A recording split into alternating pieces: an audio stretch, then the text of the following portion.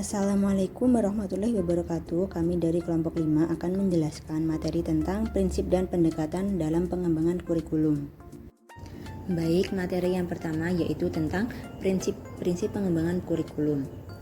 Prinsip pengembangan kurikulum merupakan rambu-rambu atau pedoman yang harus dipegang dalam kegiatan pengembangan kurikulum agar hasilnya dapat sesuai dengan harapan semua pihak, yaitu terdiri dari peserta didik, keluarga, lembaga pendidikan, masyarakat, dan pemerintah. Jadi, prinsip-prinsip pengembangan kurikulum harus dijadikan patokan dalam menentukan berbagai hal yang terkait dengan pengembangan kurikulum, terutama dalam fase perencanaan kurikulum. Dalam pengembangan kurikulum, prinsip kurikulum dibagi menjadi dua. Yang pertama yaitu prinsip umum dan yang kedua prinsip khusus. Prinsip umum dalam pengembangan kurikulum dibagi menjadi 8, yaitu yang pertama prinsip berorientasi pada tujuan, yang kedua prinsip relevansi, yang ketiga prinsip efektivitas, yang keempat prinsip efisiensi, yang kelima prinsip kesinambungan, yang keenam prinsip fleksibilitas, yang ketujuh prinsip belajar seumur hidup, dan yang terakhir yaitu prinsip sinkronisasi. Prinsip berorientasi pada tujuan. Prinsip ini dimaksudkan agar perumusan unsur-unsur kurikulum serta semua kegiatan pembelajaran itu didasarkan pada tujuan yang akan dicapai. Dengan adanya tujuan, maka akan memberikan petunjuk untuk memilih dan menetapkan materi, alokasi waktu, media, serta strategi pembelajaran yang sesuai. Lalu yang kedua yaitu prinsip relevansi. Prinsip relevansi dibagi menjadi dua, yaitu prinsip relevansi internal dan prinsip relevansi eksternal. Dalam prinsip relevansi internal, setiap kurikulum harus memiliki keserasian antara komponen-komponennya, yakni keserasian tujuan yang dicapai, isi materi atau pengalaman belajar siswa, lalu strategi atau metode yang digunakan serta penilaian yang akan digunakan. Sedangkan prinsip relevansi eksternal, tujuan, isi, proses belajar yang tercakup dalam kurikulum hendaknya relevan dengan kebutuhan dan perkembangan masyarakat. Prinsip yang ketiga yaitu prinsip efektivitas. Prinsip ini diperlukan karena untuk mengetahui sejauh mana apa yang direncanakan atau diinginkan dapat terlaksana atau dicapai. Lalu yang keempat, prinsip efisiensi.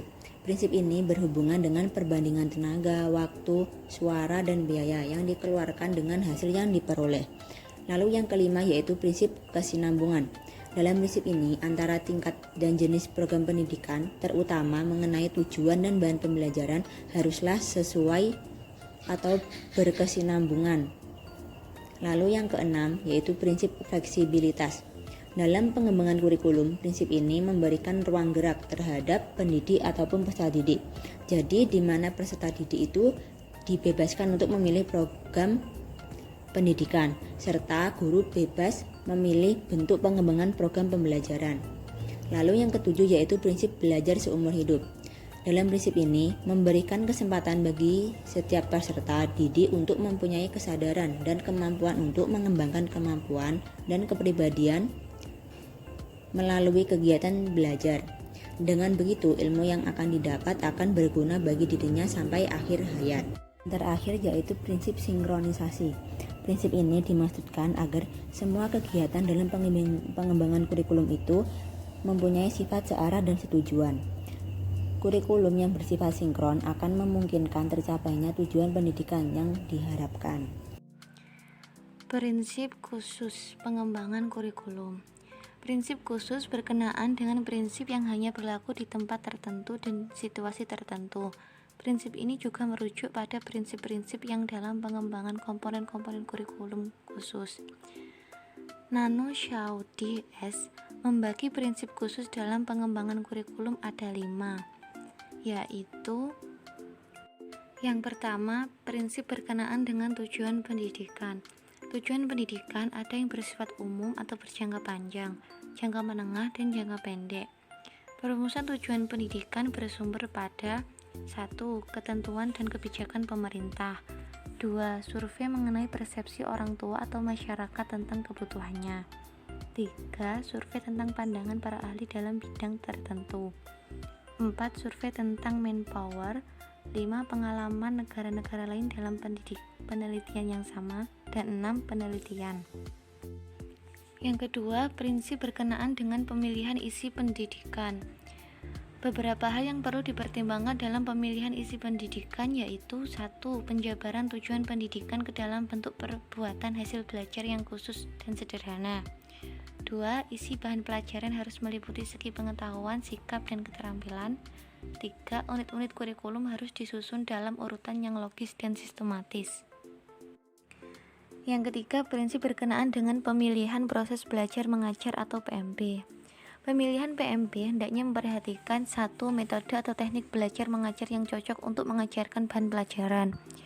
2. Metode atau teknik yang memberikan kegiatan yang bervariasi sehingga dapat melayani perbedaan individual murid. 3. Metode atau teknik yang memberikan urutan kegiatan yang bertingkat-tingkat. 4. Metode atau teknik yang kegiatannya untuk mencapai tujuan kognitif, afektif, dan psikomotorik. 5. Metode atau teknik yang lebih mengaktifkan murid atau guru atau kedua-duanya. 6. Metode atau teknik yang mendorong perkembangan kemampuan baru. 7. Metode atau teknik yang menimbulkan jaringan kegiatan belajar di sekolah dan di rumah serta mendorong penggunaan sumber yang ada di rumah atau di masyarakat. 8. Belajar keterampilan. Sangat dibutuhkan kegiatan belajar yang menekankan learning by doing di samping learning by seeing and knowing. Yang keempat, prinsip berkenaan dengan pemilihan media dan alat pengajaran. Untuk mewujudkan proses pembelajaran yang efektif dan efisien, perlu didukung oleh penggunaan media dan alat bantu pembelajaran yang tepat. Di bawah ini beberapa prinsip yang bisa dijadikan pegangan untuk memilih dan menggunakan media dan alat bantu pembelajaran, yang meliputi 1. Alat atau media pengajaran apa yang diperlukan. 2. Alat yang dibuat hendaknya memperhatikan bagaimana membuatnya, siapa yang membuatnya, pembiayaannya, dan waktu pembuatan. 3. Pengorganisasian alat dalam bahan pelajaran dapat berbentuk modul, paket belajar, dan lain-lain. 4. Pengintegrasian dalam keseluruhan kegiatan belajar. Yang kelima, prinsip berkenaan dengan pemilihan kegiatan penilaian. Beberapa hal yang perlu diperhatikan dalam fase pemilihan kegiatan penilaian meliputi 1. Penyusunan alat penilaian atau tes. 2. Merencanakan penilaian. 3. Pengelolaan hasil penilaian. Di sini, saya, Laili Maulidia Alkaromah, akan menjelaskan tentang jenis-jenis pendekatan pengembangan kurikulum. Di dalam teori kurikulum terdapat 4 jenis pendekatan yang digunakan dalam pengembangan kurikulum.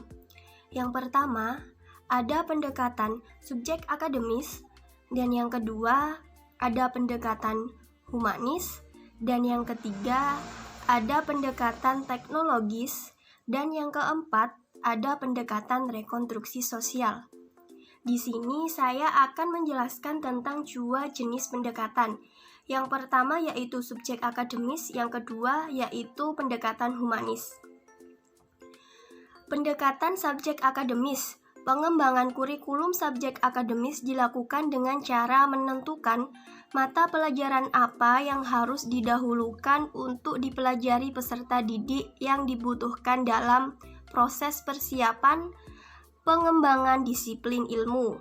Dalam pendekatan subjek akademis, guru sebagai penyampai bahan pelajaran memegang peranan yang sangat penting. Guru harus menguasai seluruh bahan atau materi pelajaran yang ada dalam kurikulum. Mereka harus menjadi ahli dalam bidang-bidang studi tertentu yang diajarkan dan diampunya. Lebih dari itu, guru adalah model dari para siswanya. Segala yang disampaikan dan segala tindakan harus menjadi bagian dari kepribadian guru yang akan diikuti dan menjadi panutan bagi siswanya. Guru adalah orang yang harus bisa dipercaya dan juga dicontoh oleh siswanya.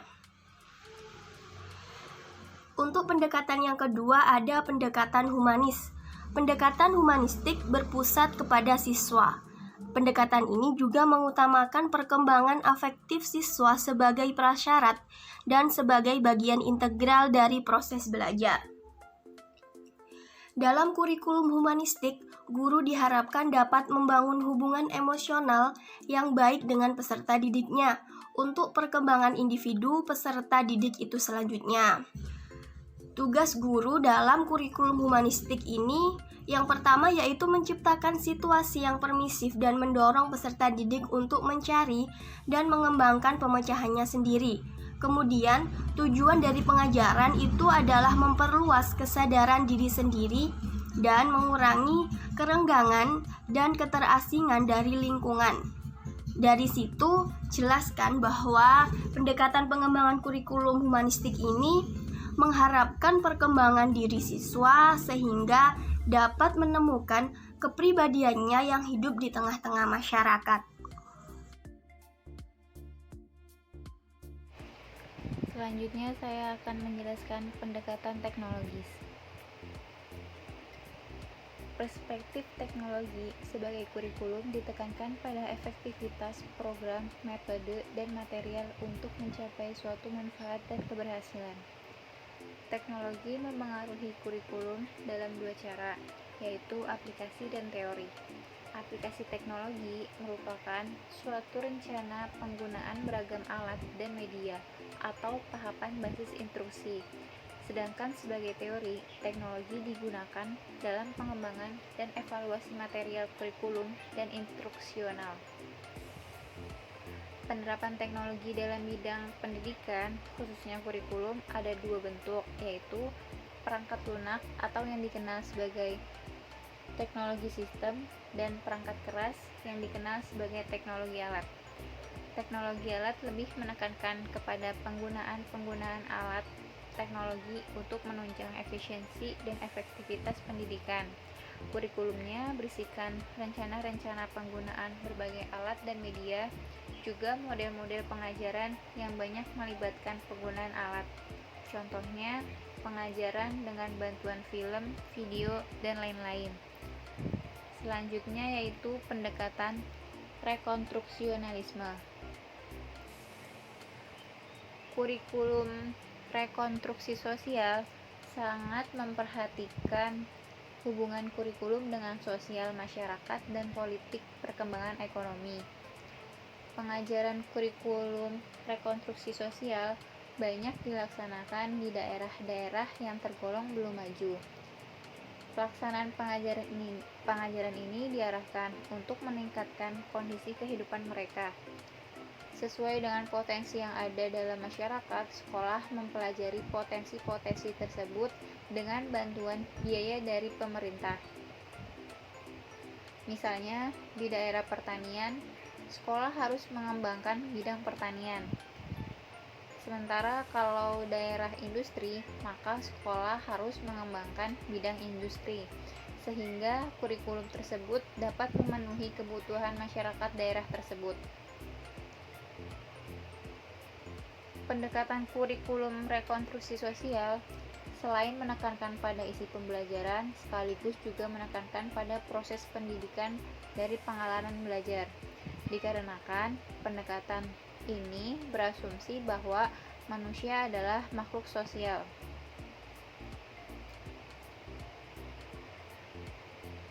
Selanjutnya yaitu ciri-ciri pendekatan rekonstruksionalisme berdasarkan dengan tujuan.